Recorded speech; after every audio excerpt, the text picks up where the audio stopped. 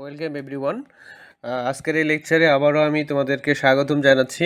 আজকে বেসিক্যালি হচ্ছে আমি তোমাদের একটা লেকচারে কম্প্রেসিভ স্ট্রেংথের প্রসিডিউর এবং ক্যালকুলেশন বাদে ডিটেলস বলার চেষ্টা করেছিলাম। তো আজকে compressive strength, determination of compressive strength of cylindrical কনক্রিটের কীভাবে তোমরা প্রসিডিউরটা করবে প্র্যাকটিক্যালি সেটা একটু বলার চেষ্টা করব। তো প্রথমত তোমরা যে কাজটা করবে, তোমাদের প্রথমত যে কাজটা করতে হবে, যে কোনো একটা গ্রেডের কনক্রিট তোমাদেরকে চুজ করতে হবে।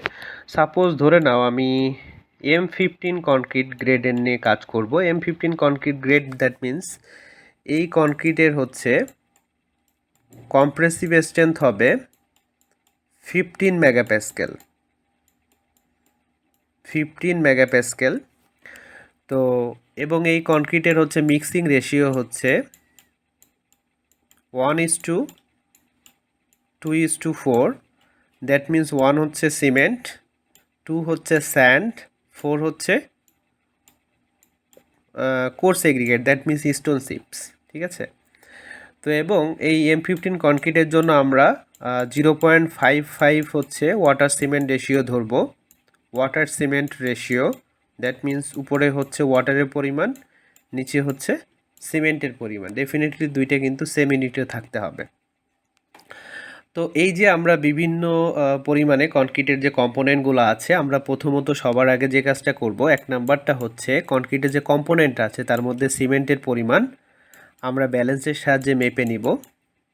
2 নম্বর হচ্ছে ব্যালেন্সের সাহায্যে স্যান্ডের পরিমাণটা মেপে নিব। 3 নম্বরটা হচ্ছে আমরা স্টোন চিপস যেটা আমাদের দরকার সেটা আমরা ব্যালেন্সের সাহায্যে মেপে নিব।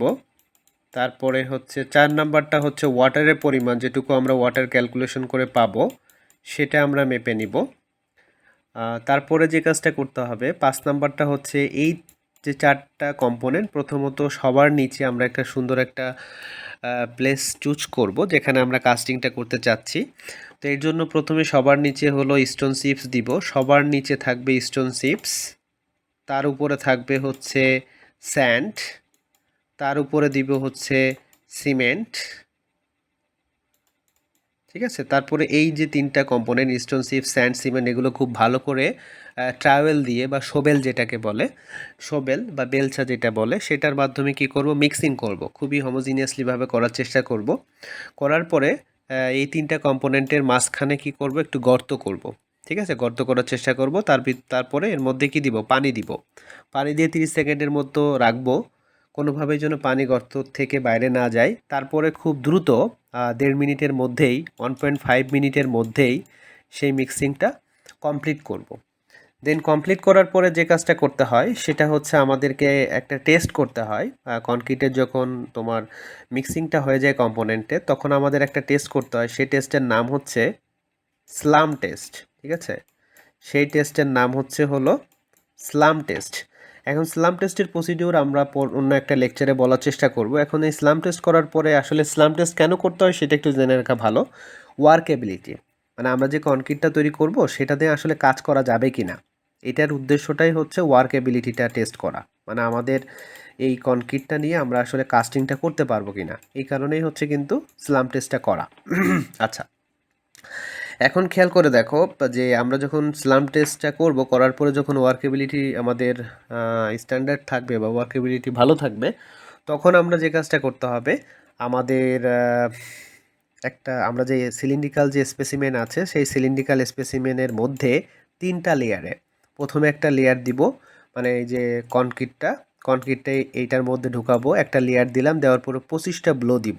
25টা ব্লো হচ্ছে 6 ইঞ্চি উপর থেকে আমরা একটু খুব মাইটিভাবে, শক্তভাবে হচ্ছে কম্প্যাকশনটা টেম্পারিং রড দিয়ে এই কম্প্যাক্টটা করব। তারপর আর একটা লেয়ার দিব এই কনক্রিটে, তখন আবার 25টা ব্লো দিব টেম্পারিং রড দিয়ে। তারপরে ফাইনালি লাস্ট লেয়ারটা দিব, দিয়ে হচ্ছে কি করব, এটা ক্লোজ করব আর কি। ঠিক আছে,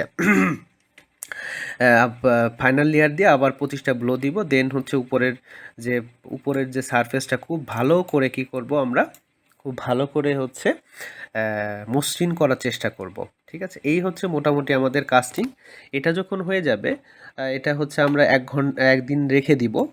24 ঘন্টা পরে এসে আমরা কি কাজটা করতে হবে? তো তার আগে আমরা একটা কাজ করে নিব, সেটা হচ্ছে আমরা যে সিলিন্ড্রিক্যাল স্পেসিমেনটা নিব, মোল্ড যেটাকে বলতেছি, এই মোল্ডের মধ্যে কনক্রিটের কাস্টিংয়ের আগে আমরা লুব্রিক্যান্ট দিব। মানে তার চারপাশে কি লাগাবো, এই ভিতরে চারপাশে হচ্ছে আমার লুব্রিক্যান্ট লাগাবো, যাতে 24 ঘন্টা পরে যখন আমার এই সিলিন্ড্রিক্যাল কনক্রিটটা খোলার চেষ্টা করব, তখন লুব্রিক্যান্ট দেওয়া থাকলে খুব ভালোভাবে খুলতে সুবিধা হবে। সো 24 ঘন্টা পরে যখন তোমার হচ্ছে এই স্পেসিমেনটা খোলার পরে আমরা কিউরিংয়ের জন্য রাখবো, এবং কিউরিংয়ে রাখার আগে আমরা যে স্পেসিমেনগুলো তৈরি করব, সেই স্পেসিমেনগুলোর উপরে নাম দিব, যাতে আমরা 7 দিন, 14 দিন এবং 28 দিনে টেস্ট করার সময় বুঝতে পারি। ঠিক আছে? তো এইটা হচ্ছে মোটামুটিভাবে হচ্ছে আমাদের কিউরিং। এবং যখন 7 দিনের দিন আসবে, তখন আমাদেরকে কি করতে হবে? 7 দিনের দিন আমাদেরকে যে কাজটা করতে হবে, স্পেসিমেনটা ওঠাতে হবে, উঠিয়ে মিনিমাম 6 ঘন্টা ড্রাই কন্ডিশনে রাখতে হবে। রাখার পরে এটা ইউটিএম মেশিনের সাহায্যে এভাবে ভার্টিক্যালভাবে রেখে আমরা কি করব, এটা কত লোডে ক্রাশিংটা হবে সেটা ইউটিউব মেশিনের সাহায্যে জানবো, যেটা আমরা আসলে বেসিক্যালি মেশিন থেকে কিলো নিউটনে পাবো। ঠিক আছে? তো এই হচ্ছে মোটামুটি আমাদের procedure. Compressive strength of cylindrical কনক্রিটটা বের করার হচ্ছে প্রসিডিউরটাই হচ্ছে এটা। তো এই প্রসিডিউরটা দেখার পরে তোমরা কিভাবে ক্যালকুলেশন করতে হয়, এই ভিডিওটাও আমি সামনের আরেকটা ভিডিওতে দিব। তো সবাই ওই ভিডিওটাও দেখার চেষ্টা করবে। ভালো থেকো সব।